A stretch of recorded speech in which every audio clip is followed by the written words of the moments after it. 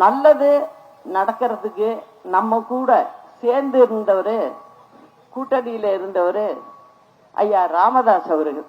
நேத்து போய் அவரு பிரச்சாரத்தை ஆரம்பிச்சிருக்காரு.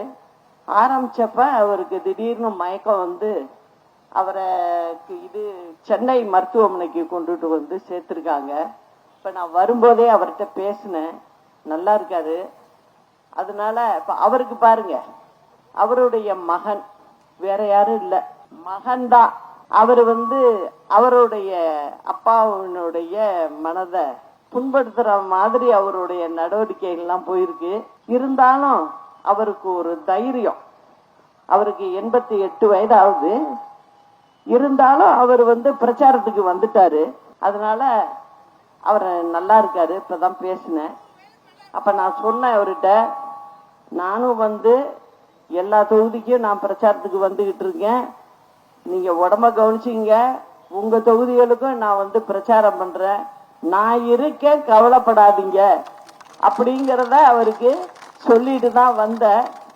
இப்ப இந்த காலத்துல என்ன அப்படின்னா, அப்பா மகன், அம்மா புள்ள, அதெல்லாம் சும்மா.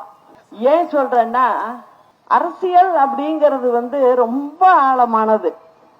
ஏன்னா இதுல நான் கிட்டத்தட்ட ஒரு 38 வருஷமா இதுல இருக்கேன்.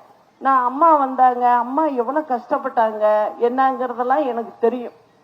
தலைவரோட மறைவுக்கு பிறகு அவ்வளவு கொஞ்ச நஞ்ச கஷ்டப்படல நாங்க. கருணாநிதி பார்த்தாரு, என்ன அந்த 2 பொம்பளைங்களையும் ஒண்ணுமே பண்ண முடியலையே, எதுக்கு எடுத்தாலும் எப்படி அடிச்சாலும் நிமிர்ந்து நிக்கிறாளுங்களா 2 பேரும் அப்படின்னு சொல்லி அப்ப போட்ட கேஸ் தான் அவரு 91 போட்டாரு. அது எதுக்கு சொல்றேன், அரசியல்ல எவ்வளவோ பிரச்சனைகள் வரும், எல்லாம் வரும். ஆனா மக்களை நினைச்சிட்டோம்னா அந்த பிரச்சனை எல்லாம் சும்மாங்கிற மாதிரி ஆயிடும். ஏன்னா மக்களை காப்பாத்துற பொறுப்பை நம்ம எடுத்துக்கிட்டு வந்திருக்கோம் ஒரு சபதம் மாதிரி அப்படின்னு சொன்னா, அதுக்கு முன்னால எதுவுமே நிக்காது. சொந்தம் பந்தம் அதெல்லாம் எதுவுமே நிக்காது. அதனால பாருங்க, அவரு 88 வயசானாலும் கிளம்பிட்டாரு.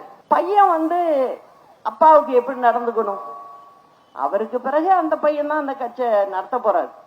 ஆனா இந்த அளவுக்கு மனசையெல்லாம் புண்படுத்தினா இவங்கெல்லாம் எப்படிப்பா மக்களுக்கு செய்வாங்க, எப்படி செய்வாங்க, செய்ய முடியும்? அதனால மக்களுக்கு செய்யறது அப்படின்னா அதுக்கு ஒரு தனி மனசு வேணும். எல்லாருக்கும் வராது. அதான் நான் இப்ப பேசிட்டு வந்தேன் அவர்கிட்ட.